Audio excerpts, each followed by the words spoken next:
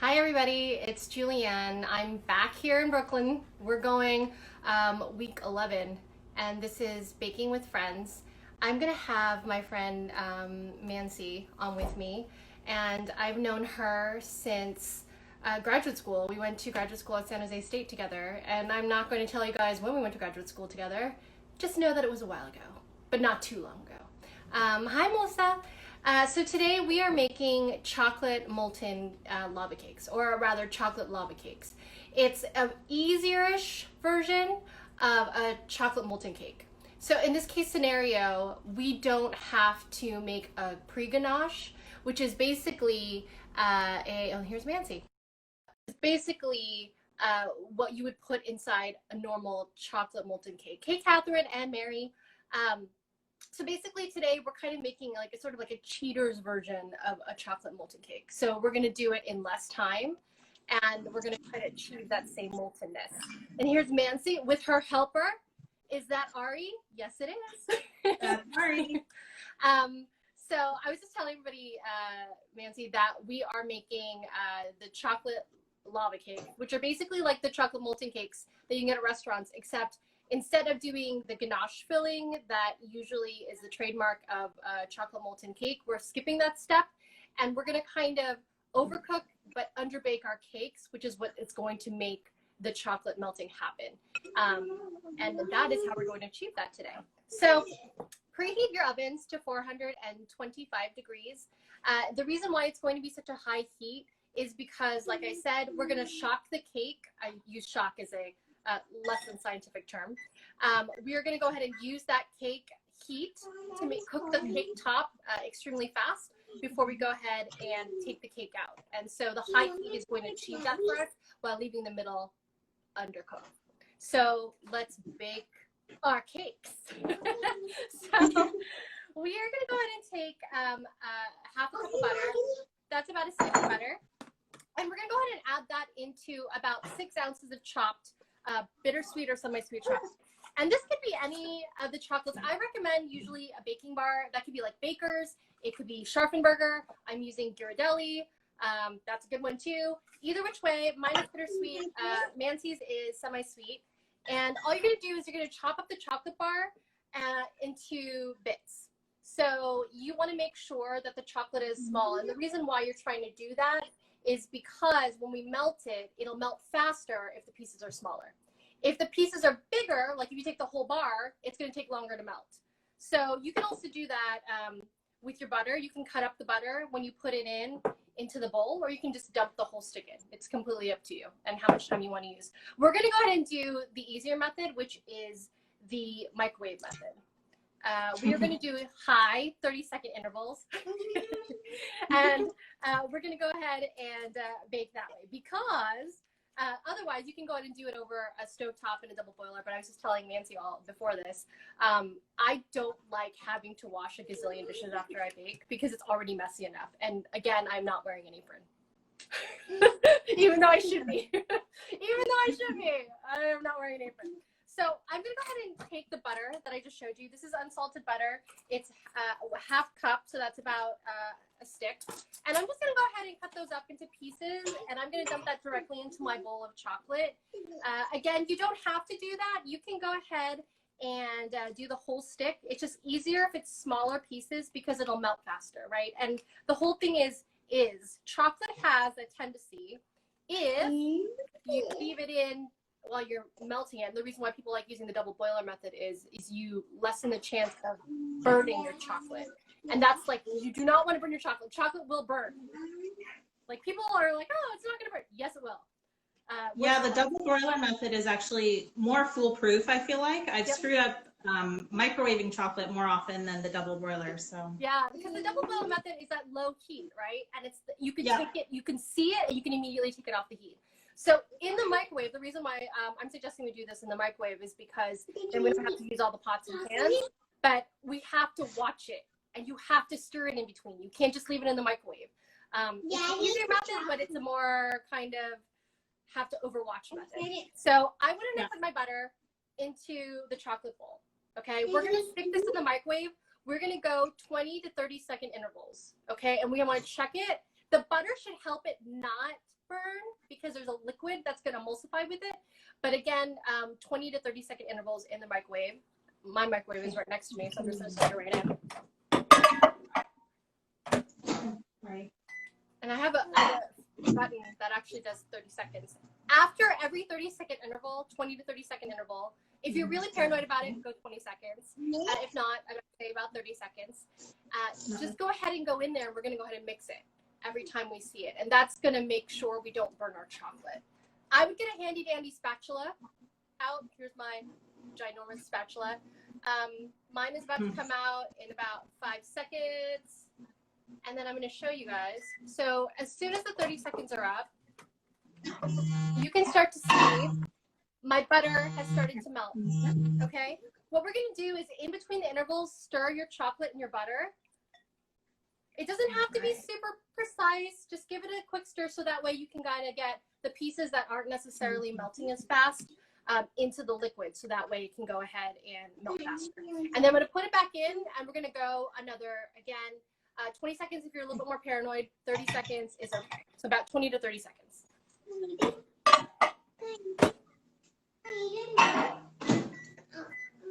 And while that is happening, if you have your butter stick and you have butter on it, we can use this to grease our ramekins. And if you don't have ramekins available, you can use a muffin tin, which is perfectly okay. And that's just any regular, you know, it's as long as you've got at least 6 cups in your muffin tin, you should be okay. This is about a 4-ounce muffin tin if you want to use these. If not, I would use a ramekin. It's got to be a 6-ounce ramekin. I'm going to use these glass containers that bake. Anything is good. Whatever you've got on hand. If you don't have anything, the muffin tin is an easy thing. Some people have like aluminum cups. Do those too. If not, you know, you can go ahead and work with whatever you've got. So if you don't necessarily have those tools, don't worry about it. You can find things to kind of jerry-rig to make it happen. So mine is definitely more melty. I'm going to mix that in. Yeah, mine's good too. Mine's all melted. Okay. Now the trick with this, and I'll show you. As you can see in my bowl, it's really liquidy right now, but everything is pretty melted already. And the problem becomes when you melt chocolate is that it's actually still hot and it's melting. You don't necessarily have to put this back in the microwave, even though it's looking a little bit watery. If you keep on mixing, everything that is starting to melt already will melt in because everything else around it is hot. So I'm actually going to stop. I have this like molten pool of chocolate happening. And you're just going to use your spatula to get every bit of the melted butter. And it should look really glossy at this point. Okay? Like the melted chocolate is really glossy. And that's what you want. Okay? And then we're going to take this and we're going to set it aside. Okay? Next. Okay. So we are going to, if you have not done already, grease your pans. You can use cooking spray or you can use, I'm using my butter piece to do it. And I'm just doing a quick swirl. On these, you want to go ahead and make sure that they're covered with, do not use flour on these. Use cocoa powder because we're making chocolate cakes. If you use flour, you're going to see white streaks on your cake, which is not what you want. So use cocoa powder. Or if you don't have that, just use sugar. It can be granulated sugar. It can be turbinado sugar, like the raw cane sugar. And that will give it like a crystallized kind of caramely taste on it. I like just using cocoa powder. And you know, and I'm actually going to be very paranoid about this. I'm going to put cooking spray and butter because goodness knows JulieAnn has never achieved the perfect. JulieAnn, is there a difference between the sweetened and unsweetened cocoa powders? For this particular piece, the unsweetened is fine. You don't have to use the sweetened cocoa powder. Unsweetened is fine. You're going to use a little bit. It's not even going to note. You're not even going to notice it. So I'm actually spraying mine too. I'm butter and I'm spraying it. And then what you're going to do is I'm just going to take some cocoa powder. I'm about to make a mess, which is why you need an apron. I have a tea towel. I'll put a tea towel over my shoulder to make everyone feel better so they won't get scared. All right, tea towel. Tea towel. I went ahead and I'm going to go ahead and grab some cocoa powder. Basically, all you want to do to go ahead and achieve this is you just sprinkle a little bit into the container. It could even be in the muffin pan too. And you just want to go ahead and like rotate it around. And if you've greased it well enough, you should start seeing the cocoa powder stick to the container, right? So as long as you've got enough grease on it, it will stick and you don't have to pour a lot. And you just kind of go around like so, right? And you just want to make sure you get it all the way around because that's what's going to get your cake to pop out, okay? If you don't grease it well enough, you're going to have a really hard time getting it out of the container. Which I guess in these case scenarios, because you're going to eat it straight out of the oven, maybe that's okay because you can just stick your spoon right in, right? You don't have to even worry about doing all that other stuff. So I'm going to transfer some of this cocoa powder. This one's pretty good already. We're going to go do that. And I'm going to do that to all. It should be about 4 ramekins if you're using a 6 ounce. If you're using 4 ounce muffin cup or other ramekin that are smaller than 6 ounces, it's going to be about 6.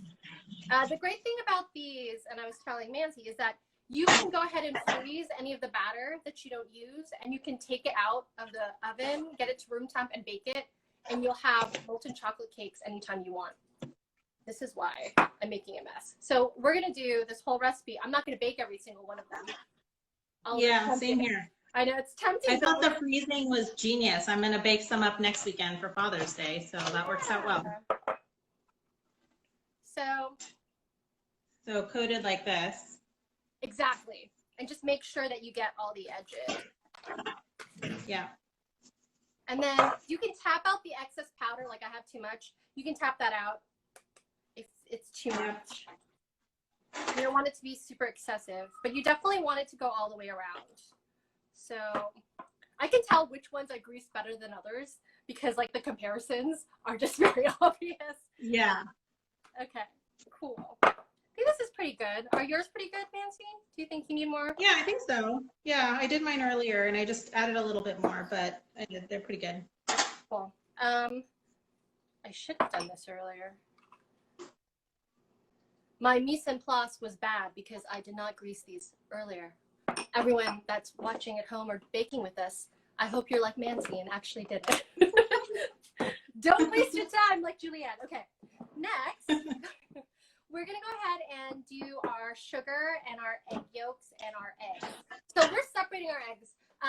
You will find that there's some recipes use whole eggs, some recipes use eggs and egg yolks. We're going to kind of take both methods in this case scenario, and we're going to use the whole egg, but we're going to use egg whites. And we're going to separate out the eggs and the egg whites because we want to actually this is the technical term, meringue your egg whites to go ahead and create sort of like the fluffiness, and we're going to fold that into the batter, and that's what's going to help the chocolate cake rise.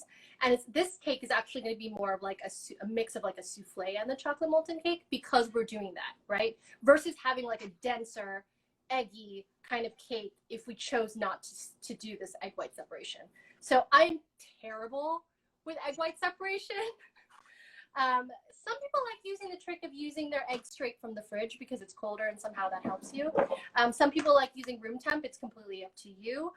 You will need 3 of them though in any case scenario. You need 3 eggs, and we're going to separate the egg whites from the egg yolks. Again, use for this particular, because we're doing it and we're meringuing. Hi Mary, now we're going to go ahead and have to make sure that none of the yolks get into the whites, because if you get any yolks into the whites, they will not beat and get to the peaks that you want. So I would recommend, if you've not done it before, to go ahead and crack your eggs into a separate container before getting it in, or rather crack your eggs one at a time as you get in, back and forth. So you're gonna go ahead and take 2 different containers, okay? One for your egg whites and one for your yolks. Your yolks is going to go into a container with a 1/4 cup sugar, and we're going to also do a teaspoon of vanilla. And if you want to, you can prep that now. You can. I have a 1/4 cup sugar in a bowl right now, and I'm going to go ahead and take my vanilla extract, and I'm going to do a teaspoon of that, and it's going to go straight into the bowl with the sugar. Okay, and this is going to be our egg yolk bowl. All right, the sugar and the vanilla. This is going to be egg yolk bowl. All right, and then I'm going to take a separate bowl and I'm going to go ahead and do egg whites. I have cocoa powder all over my hands. I feel like this is going to affect my egg whites. I'm gonna wash them real quick. And this is the part where I would be like, if you had an apron on, JulieAnn, you're right. If I had an apron on, I wouldn't have to, but I have a tea towel, so there you go. I have to be honest though, I have this apron, but I rarely wear it. I feel like my husband wears it more to cook than I do to bake. I know, and we probably should be wearing it more because of the flour, you know? It gets everywhere. And like, I just don't learn my lesson. I always forget, and I have so many like sitting behind me, as you can see. I'll go ahead and give you guys an angle of my bowl so you can see it a little bit better. So I'm gonna put the egg yolks in this bowl. I'm gonna put the egg whites in this bowl. I'm gonna do, and this is going to be, I'm doing them one at a time. I'm gonna crack this egg on the counter. The easiest way for me to do it is I go ahead and do the white part first, okay? And then I do them through by doing the back and forth method between the eggs. Other people like going through their fingers, and if you're doing that, cup your fingers, and then the egg white will go through the slits of your fingers, right?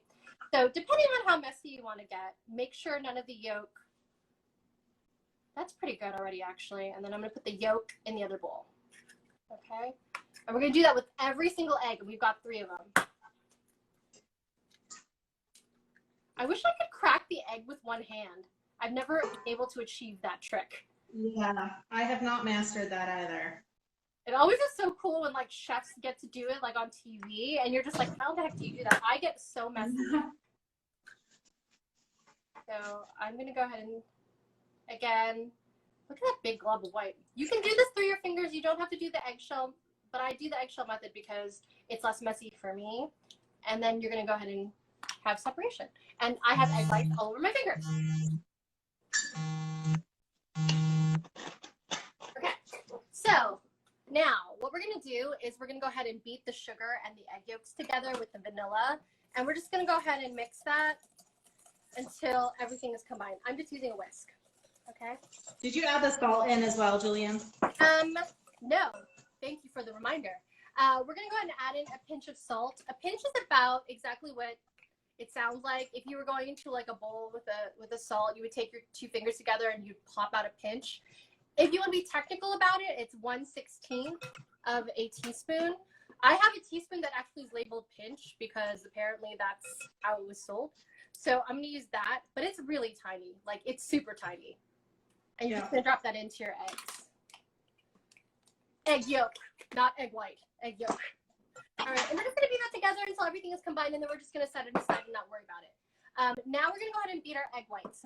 I was telling Mansi earlier that sometimes it's difficult to go ahead and beat your egg whites into the stiff peaks. If you want, I didn't include it in the recipe, but you can go ahead and include I can't speak today, a half a teaspoon of cream of tartar or 1.5 teaspoons of white vinegar.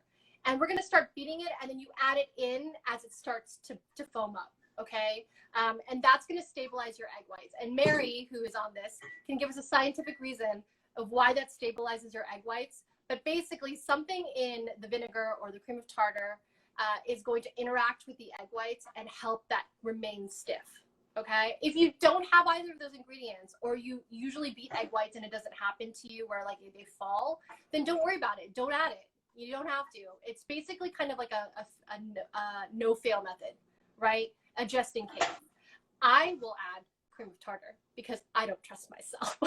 So yeah, I'm adding vinegar as well. I've had like mine never peak up well. I've done it before, and it's like a 50-50, right? Sometimes it's good, sometimes it's bad. Yeah. So again, you're looking at half a teaspoon. If you're going to go ahead and go with the method of cream of tartar, 1.5 teaspoons of white vinegar. If you want to not have cream of tartar, if you don't have that on hand.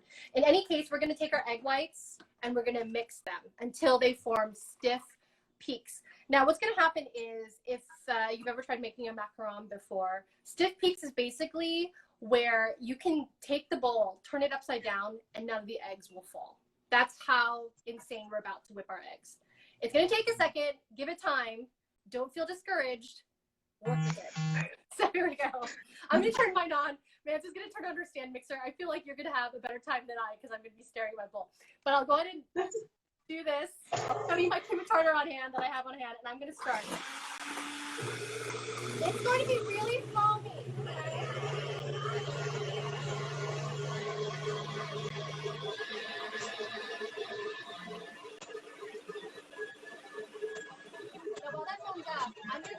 my cream tartar. And I said about half a teaspoon.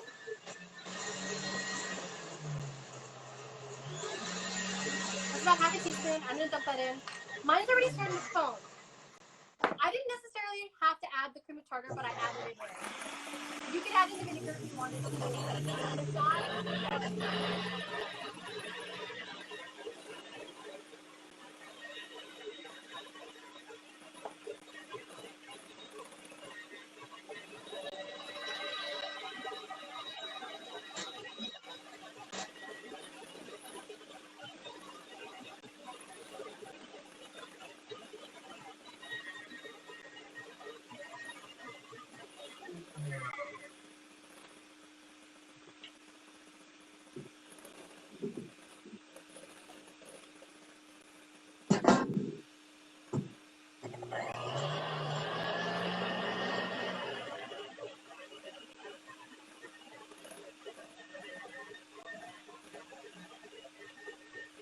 I think mine's getting there.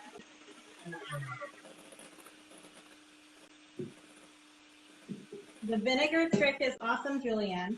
I don't think I've ever had mine peak this well before. It looks great.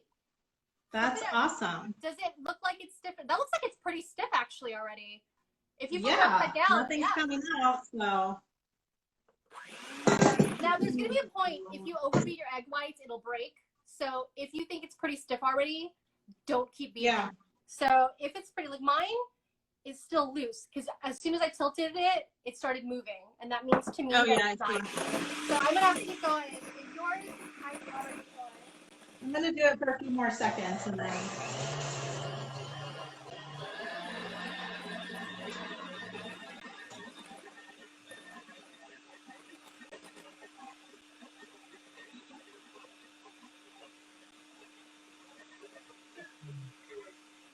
When I say peaks, what ends up happening, and Nancy showed it a little bit, mine's still a little bit loose, you can see it sliding.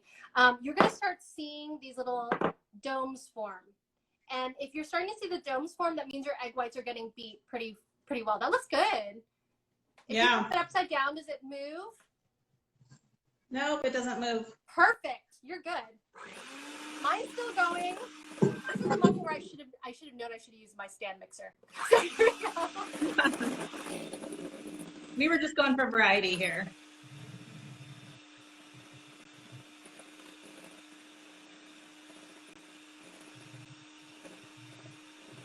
Usually I avoid all recipes that involve beating egg whites because I can never get mine to peak properly, but so, now I know a trick. Mine is definitely sliding out, but I have a feeling it's also because it's glass and it's not, whatchamacallit, it's not metal, and the glass is kind of like achieving like a non-stick, but the whole form is moving. Do we see that? Like it's not a whole bunch of different pieces. So if that's happening to you, your egg whites are pretty good. Like mine are pretty formed. I think it's my glass that's causing this to move, but the whole thing moves. And I can tilt it pretty far before it moves over. So I think it's pretty done. It looks like I've got a couple, might go like another.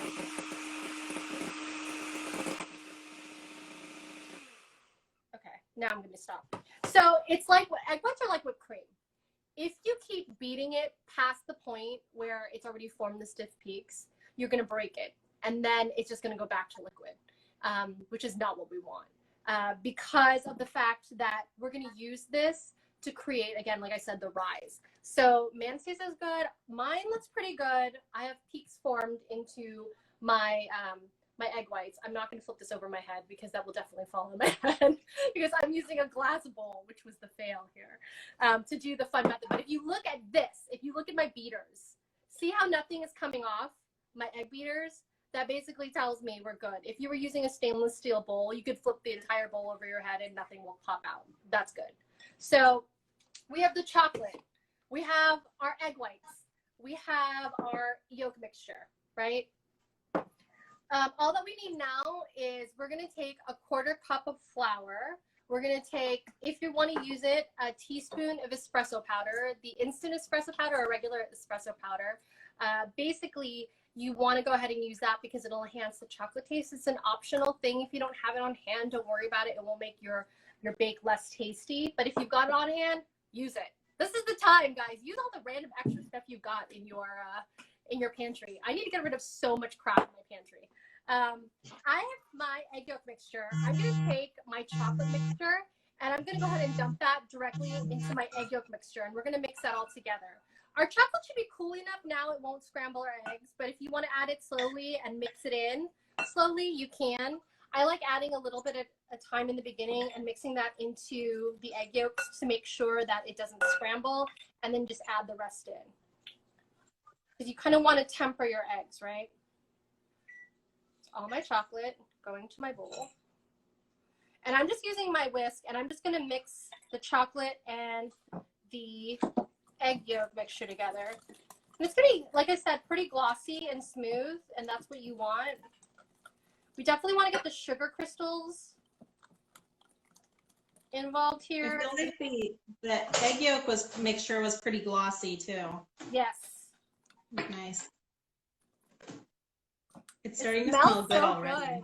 I gotta say, I know. Something about like melted chocolate now. I'm like, I want to use all my chocolate. Make sure I use all my chocolate. Ooh, good. I'm like, use all the chocolate. So the reason why too, in this case scenario, I would recommend using the baking bars like that you were using, Mansi, or like that I was using versus chocolate chips, because this is mostly chocolate, and the quality of the chocolate is important because that's what you're going to taste the most of. When you have the least amount of ingredients, I think those are important. So mine's pretty good. You don't have to be super crazy about it. It's pretty mixed in. I would use a spatula for the next part and not a whisk, because we don't want to overmix it. So, actually, oh no, I forgot about the flour. I steer everyone wrong. You want a quarter cup of flour. You can do a mix of flour and cocoa powder if you wanted to, like an 1/8 cup of cocoa powder, 1/8 cup of flour, or all flour. You can use almond flour, just add some cornstarch to stabilize that. And we're going to dump that in directly into the chocolate mixture.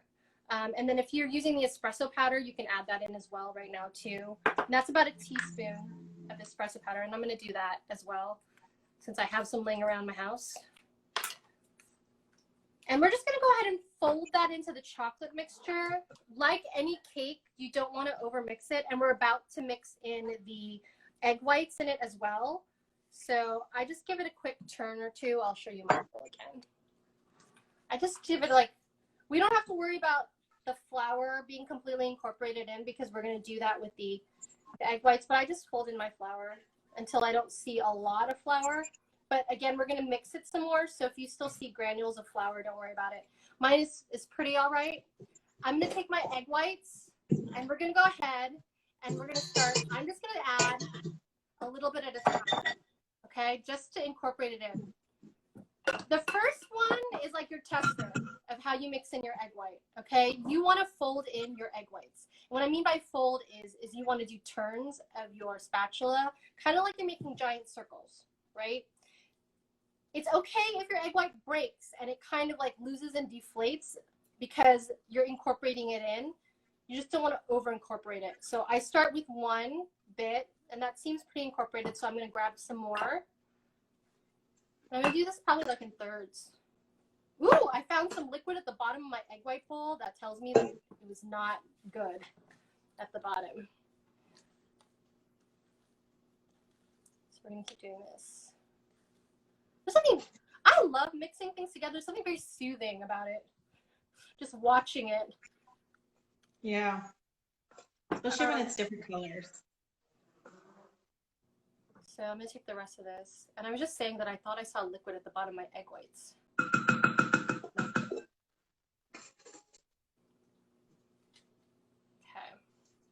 And I'm going to fold that in. That's my remainder.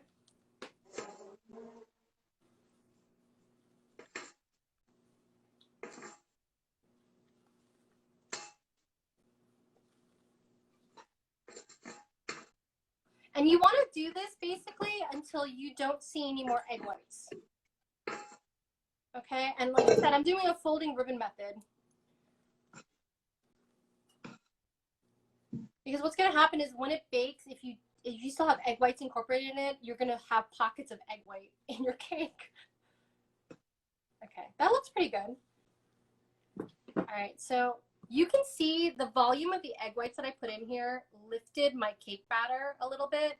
than when it was just flattened out. And that's the aeration that we've put into the egg whites mixing in with the cake batter.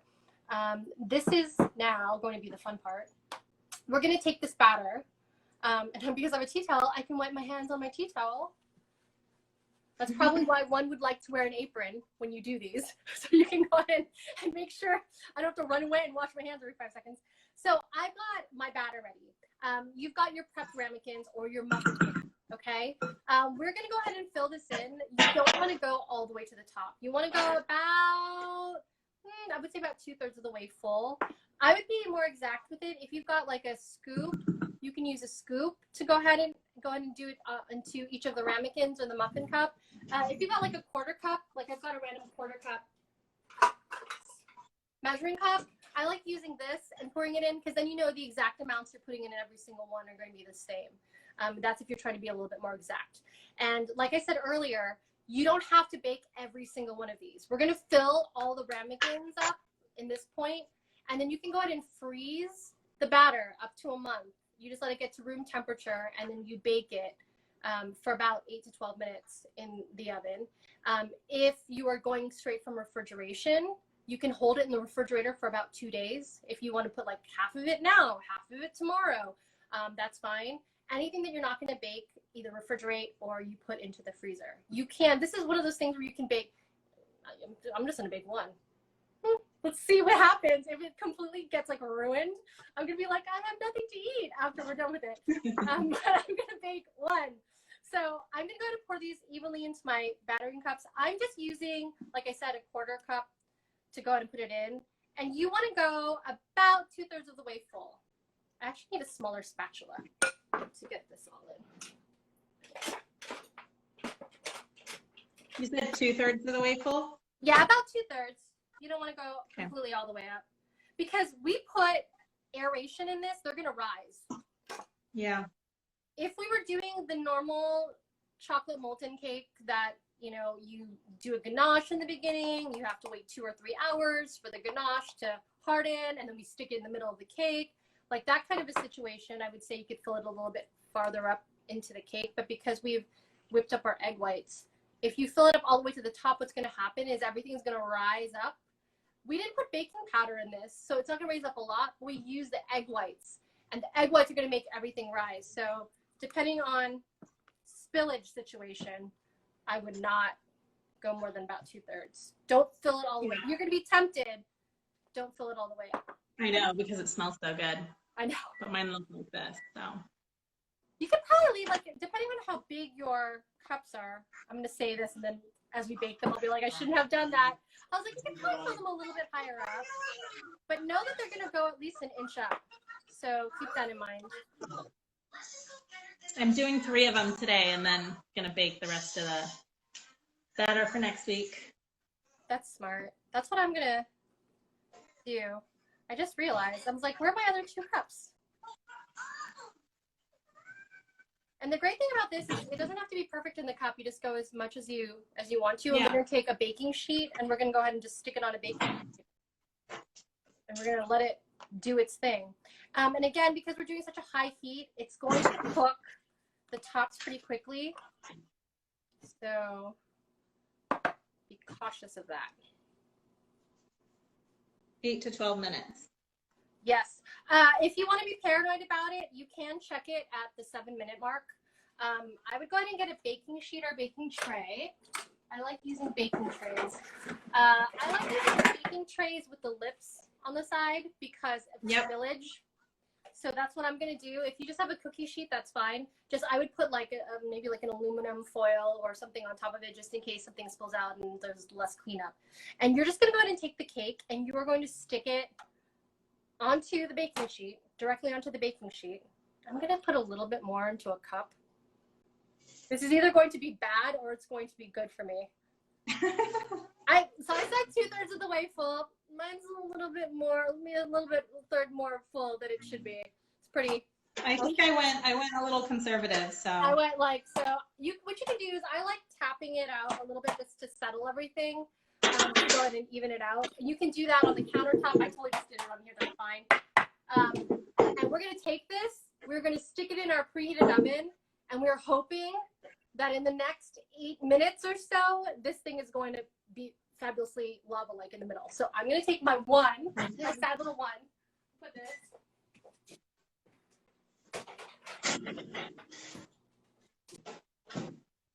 I'm going to grab my timer. I'm putting it for 7 minutes because I'm paranoid about it, and I'm going to check on it in 7 minutes. And then I actually have one more cup that I can do that I didn't even realize I had. So I'm going to put some cooking spray. Did you just put one in there initially? Yeah, I went ahead and I just got 4 ramekins out. I was like, oh, this is going to be like 4. And then as I stare at it, I realized that there's more batter because I didn't go all the way up. So yeah, it depends on, like, you know, you can be like, I think actually it might be smart to be a little bit more conservative about how much you put in because we're not sure. And this is like our tester one, right? Like if you see that it didn't really go that much, you can take the rest of your ramekins that you got and overfill it. Right. And you can also do that. Like the reason why we like using, if you don't have ramekins and you're using a muffin tin, is because the bottoms of these are solid, right? And that's what we need, because if you use something with something that has a collapsible bottom on it, like a lot of the springform pans, it might like leak out. There might be like issues with that when it's rising. So you want something that's completely solid at the bottom. If you put it in the muffin tin, it's gonna be a little bit smaller because those are about 4 ounces versus a 6-ounce ramekin, which is fine because again, when you put it in the oven, just watch out for it because if you're using a smaller container, the heating time and the baking time is going to affect because it's a smaller container. So I have one more ramekin that I can fill, and then I'm going to call it a day. And I made a mess. I don't know about you, Nancy. I have made a mess. So I'm always paranoid when I bake now because, you know, I have a toddler baking with me most of the time. So what I do is I spread a tea towel on the counter and I put all the stuff on there because inevitably we spill flour and sugar and everything you can imagine. So all I have to do is roll up that towel, shake it out in the sink, and throw it in the wash. That's and it makes counter cleanup easy. Yeah. Otherwise, I spend so much time wiping the whole thing down, and it's just, you know, it's a little trick. That's a good idea. I should actually start thinking about doing that, considering the amount of flour that I've got right now on my counter. Yeah. That would have made my life so much easier. And you know how gross it is when you get flour wet. That's no good. All right. So I've got the rest of my ramekins, and this is where, like I said, you can go ahead and I'm going to cover them. Apparently I have handy dandy covers for my containers. So that's cool. Stick this. If not, put some foil on top. Stick it in an airtight container, Ziploc bag, or like maybe you've got a Tupperware to stick it in. And again, you can just stick it straight into your freezer. And then that's what I was going to ask. So Ziplocs good for a freezer? Yeah, Ziploc is perfect. Fine. And like I said, I would tap this on the counter maybe 2 or 3 times just to get everything settled in. Otherwise, it'll be a little bit uneven. I have got so much. I'm so tempted to eat this. But then I'm like, ooh, we had this whole conversation about it before, where we were talking about like, should you eat it? Because, you know, you're just taught in life about like salmonella as you get older. When you were little, you were like, I want that, like, you know, batter. Give it to me. I'll eat it. Now I'm like, oh, I don't know. Salmonella. So, but to each their own. This smells so good, you guys. I wish there was like a thing called like smell vision. Yeah. Like in Willy Wonka, where you could go ahead and just like smell, because it just smells like chocolate, like really good chocolate. All right, I'm gonna cover the rest of these up. And the great thing, like I said, about these is that refrigerate 2 days, freezer a month. Okay, so you can have it whenever you want. I couldn't take it, and I decided to wash my hands a little bit. So I'm just gonna take these and I'm just gonna put them in my freezer. And we are going to watch these cakes because there's gonna be a fine line with this bake. So the reason why we have chosen this cake is because it saves us all this time. We don't have to put like the ganache in the center of this cake and wait 3 hours, which is what happens usually with a chocolate molten cake. In this chocolate lava cake, I think Nigella Lawson also calls them like chocolate hot pots. You basically, the way it's going to be molten is it cooks in the middle, but it doesn't cook enough in the middle because of the high heat. and that's what's going to cause it to be gooey in the middle. It's completely cooked, but you're going to get that nice kind of like liquid chocolate that comes out, which is going to be so good. No salmonella issues there because you've cooked it. So basically what's going to happen is if you cook it for a long time, it will just be a chocolate cake. I'm putting that caveat out there. You want it to be cooked on the edges, a little bit of a crackly top, and it's going to jiggle a little bit. And the jiggle is going to tell us that there's some molten chocolate in the middle, and that's what we want. The longer you leave it in the oven, the more cake-like it's going to become. If you want less of like that kind of molten-y center, which is fair, like maybe you want it just to be a little bit like chocolatey in the middle. You don't want it to be super, super chocolatey in the middle. And when I say chocolatey in the middle, I mean like melted chocolatey in the middle. Then put it in for a little bit longer. You know, it's going to be hot chocolate cake out of the oven. In any case scenario, even if you leave it in long and you take it out and you're like, oh no, I messed up. It's completely just cake now. It is hot chocolate cake that you can eat right now. You don't have to wait for it. You don't have to be like, oh, I'm going to have to frost it. No, you can just eat it immediately. So in any case scenario, like it's a win. And also today is National Rosé Day. So happy National Rosé Day to everyone out there. And anyone playing along or drinking, here's my glass of rosé too. I have my rosé for National Rosé Day. Mine tastes like real like juice though, I will say, because it's like sweet rosé. Is it too early to be drinking? It's like 3 here. It's like almost 4. It's never too early. It's a Saturday. I know. It's 5 o'clock somewhere, guys. My timer says it's gonna go off in like a minute. I'm trying to gather all my. I didn't set one, so I'm counting on you, JulieAnn. Oh God. The number of times I've forgotten to set my timer doing this, Mansi, like anyone that's ever baked with me on this thing can attest to it. I always forget sometimes to turn on my timer, and I'm like, please, anyone else has their timer on, and I have to think about it. But this time I did. I had my timer. This time I do.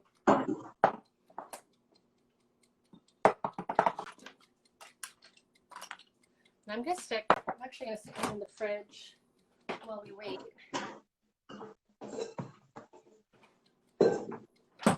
And because I was like a little bit more exuberant on the amount of chocolate cake batter that I put into this one, I'm gonna see, because when we take it out, if it looks like I put way too much, now I'm gonna know, and I'm gonna take some back, the rest of the batter that I put in to the other ramekins, and if it looks too small, I'll add in batter. My timer just stopped. So let's take a check. Let's go ahead and take a look.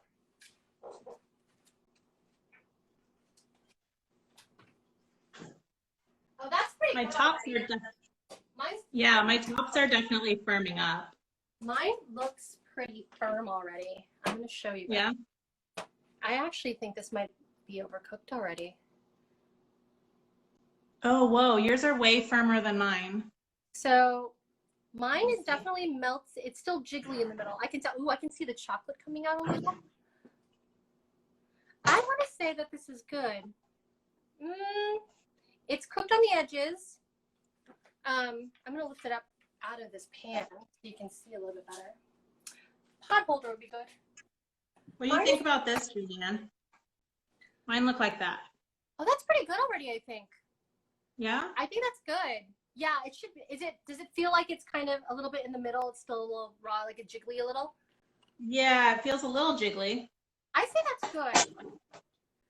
Because the high heat has caused the cake on the outside to cook. That's the part we want to cook. The middle, we don't. You usually leave it for about a minute. This is going to be the true test. This is our true test, Mansi. You usually leave it for a minute, and then what you do, like in the restaurants, you invert it over, and it's supposed to come out if we greased it right. This is the part where I'm like, I don't know. And if not, we're just going to take a spoon and eat it straight from the ramekin. Great backup plan. Great backup. So what you usually do is you take a plate, and we're going to do the invert plate method. Oh my God, I really can't talk today. You're going to go ahead and take, and it's because it's really hot still, I would go ahead and I'm going to take my plate, you put it underneath, or you put on top of the cake, and we're going to flip it so that the bottom is now going to be the top, okay? I'm going to need my pot holders because this glass is really hot, and I'm going to try it. I have a feeling I did not grease. You're not going to wait any longer. You're going to do it right now. Yeah, I feel like do we feel like it's been a minute, Mansi? Am I being a little bit? I don't know. I thought it was less than a minute, but we can try. Okay, I'm going to go ahead and trying to hold this with my pot holder hands is hard. Okay. All right, so now I've inverted it. I'm going to tap it. I don't know if that's a good thing or a bad thing. I think mine is not going to pop out. I don't think I greased this well enough. I don't think I did either. Mine is not popping out. You might have to help it with a little spatula or a spoon. Wait, is yours coming out? Oh, mine slid out. Whoa. Oh, yay! Good, good. Mine, my glass is really hot, so I don't want to, I'm trying to see how I can lift it so I can show you guys. Oh, there it goes, there it goes. Yay! Oh no, oh no. How do I lift? How do I lift? How do I lift? Lift. No. Ah! Okay. The bad and good thing is that it came out and then I had a spoon and it cut into my cake. So I'm about to show you what happened when JulieAnn, she slid it out and then her spoon hit the cake. So this is the lava molten that you want in the middle. Okay. Oh, that's awesome. You guys, so it's cooked on the outside. Like this is the cake on the outside, but the middle. And again, if you want this part, the middle part, to be less, you can cook it for longer. Cook it for like 9 minutes. Cook it for 10 minutes. Cook it for 8 minutes. If you want this to be more, you do it less. So I'm going to take a bite. So mine doesn't have that much lava. It's lightly gooey inside. Ooh, but the goo looks But it's pretty well cooked. All right. So maybe I should have stopped my oven a little. What's funny is there's all that goo on this side. If I flip it over, there's like this part of the cake got really cooked. So all the goo happened on one side and not the other. Oh. But interesting. There is goo and it's cooked and it's delicious. And I'm going to try some. Oh, pop. Oh, that's good. It is good. Now, just needs a scoop of vanilla ice cream. I know, it just needs some ice cream. Some people like sprinkling powdered sugar on top, but I'm like, I don't know. I'm kind of a purist, and I agree. Ice cream would be good. And this is the part where you can kind of like gauge it, because we just made the one. You can decide later on, like the next time you make these, if you want to leave them in longer, if you want them to if you want to take it out earlier, if you want to add more batter into the ramekin because you think that maybe it was smaller than you wanted it to. Yeah. But this is a pretty good size. I really should have yours taken is a good size. I didn't take a picture. I feel like I'm just eating it. I feel like I would add a little bit more batter, and maybe I'd go down to 6 minutes and test it rather than the 7 minutes, because maybe my oven's a little stronger or something. That way I can have more goo inside. I know. Although it's still. That's the thing too. It's like everyone's ovens are different, so the time it's going to take to bake something is going to vary. Yeah. And that's why you have that like weird thing when like you see a recipe and it's like X to X minutes because of that reason. But there you go. And we didn't have to go to a restaurant. We just made it ourselves. I know. It's like a $15, $20 dish right there. I know, it really is. I mean, I guess if you're at the restaurant, they'll make it fancy. They'll put powdered sugar on top. They'll give you some vanilla ice cream, and then like maybe it'll be fancy, but delicious. And we're done. And so good. This is under an hour. And thank you so much, Mansi, for joining me and Thank you for having me. I know it's nice to see your face. I like having a conversation with you. And I was just telling everybody else that like has been baking with me. It feels like you're here with me, and that's like the best part. So, everybody, I've made my one single chocolate cake. I'm saving the rest for later because now I can have a chocolate cake every day of the week. This week if I want it. Which, to be fair, I mean, I feel like with the weeks that we've been having lately, I think a chocolate cake a day warranted chocolate cake a day. So, thanks everyone for baking. If you have made this or if you're about to make it later on, please tag Mansi and I would love to see how they turned out. I want to know how molten everyone's cakes got. And otherwise, please enjoy your Saturdays. You know, stay safe out there. If you're out there and you're protesting, stay safe and, you know, go for it. So here we are with our molten chocolate cakes. This is mine. That one's Mansi's. We have made these. Yay! And we will see you next time. Thanks, everybody. Thanks, guys. Bye. No questions. Bye. I'm so shocked that nobody had any like random questions. Thanks, Mary. It's a bad time of the month. You know what? I'm going to say this. I want chocolate every day of the month. And it doesn't matter what time of the month it is at all. I want chocolate all the time. So, and yes, anytime's a good time. Anytime's a good time. All right, cool. Okay. Bye. All right. Bye. Thanks Bye, guys. Bye.